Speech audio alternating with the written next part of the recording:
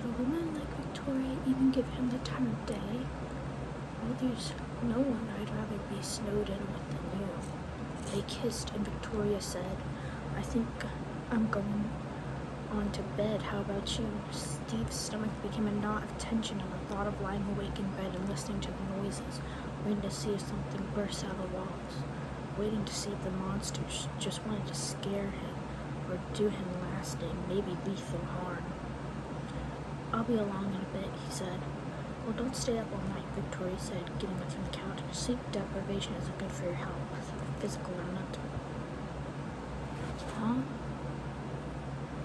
Oh, sorry. I didn't mean to read out loud.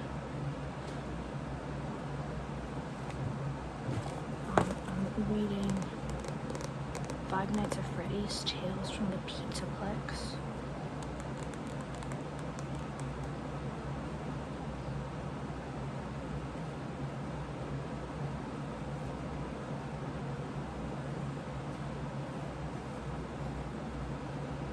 I like the cover because it's tactile. You can feel the logo, you can feel the photo. Help is on the way. You can even feel his teeth in his decaying face. You can feel it all in very nice detail. I just really like it when books are tactile. You know? I just like it when they're tactile. It's like accessibility. Even the part that says it's a New York Times best-selling book. It's tactile. I really like Five Nights at Freddy's. I have this book and I have the second one.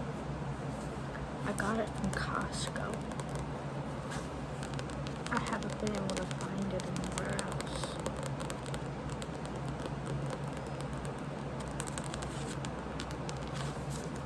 Do you want me to read it to you?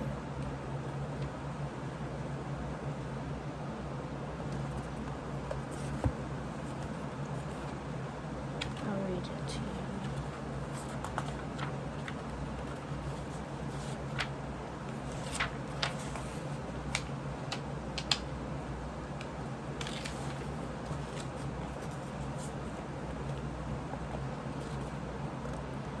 Why is the men's room always such a nightmare? Steve sprayed the toilet and walls with disinfectant. It was weird. The women's room never needed anything but a basic mop wiped down and replenishing soap and toilet paper. But when taking care of the men's room, he always felt like he might as well be cleaning the monkey house at the zoo. Steve never thought he'd be scrubbing toilets at a gas station for minimum wage. With his digital art and design skills, he had always figured he'd be working for one of the many tech companies in his booming city, preferably designing video games. He had a billion ideas, many of them better than games that were already on the market, if he did say so himself. Yet there he was, with a toilet brush in one hand and a bottle of spray cleaner in the other.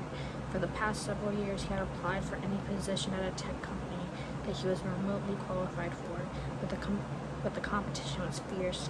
He was up against all the kids in the expensive Ivy League degrees who had already done internships or had jobs at the most prestigious companies in the country. Steve had graduated from the local public college paying for his tuition by working long hours at crappy jobs. And once he earned his degree, he was never hired for anything but more crappy jobs. He made his way to the second stall in the men's room. In this case, the term crappy job was literal. Steve's tiny studio apartment was one floor above a takeout place called Cap and Ernie's Fish Boat. The greasy odor wafted upstairs so that the carpet, furniture, and bedding in the apartment always smelled of fried fish. Even Steve's clothes hanging in the closet had absorbed the smell. Sometimes stray cats followed him on the street, breathing in his fishy aroma. As soon as Steve got home from work, a shower was absolutely essential. Sometimes he felt like he should spray himself with the disinfectant he used to clean the gas station bathrooms. By the time he showered and changed into clean, comfortable, if slightly fishy smelling clothes, he was ready to eat something, get into his real work. He popped a frozen burrito in the microwave, grabbed a sorry, my throat does that. Grabbed a soda from the fridge and sat down at the computer. The project he was working on, Cliff Chip Off the Old Block, was a family-friendly fetch quest-based game featuring cartoony chipmunks. He was about halfway through the design.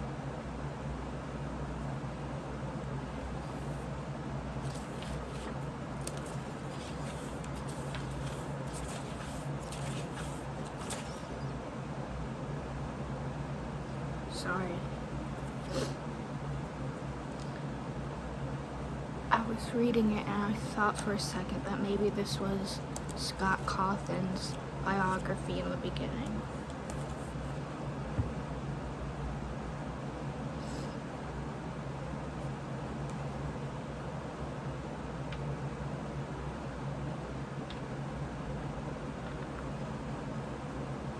There's these black static screens throughout the book to mark when the book has its next story. I think they're all labeled haps, because that's what this, oh no, this one's called B7.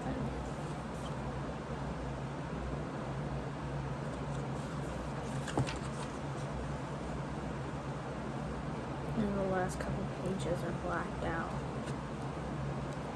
I'm not sure why. They're just blacked out.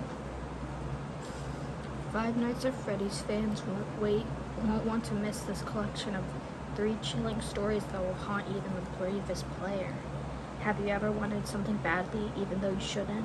Steve's dreams of video game programming career and starting a family led him to take a job that seems too good to be true. Aiden and Jace can't resist scaring some young kids in the tube maze of Freddy Fazbear's Mega Pizzaplex. And all Billy wants is to become the perfect version of what he knows he really is, an animatronic. But in the world of Five Nights at Freddy's, be careful what you wish for.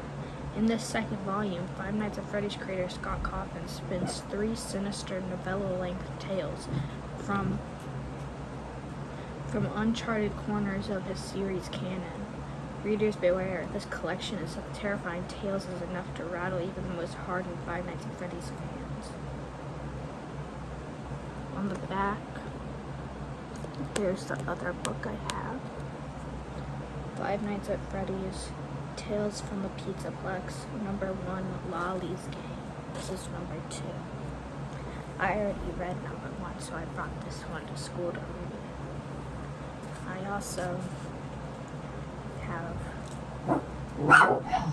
also have this Glamrock Freddy plush because he's my favorite Freddy.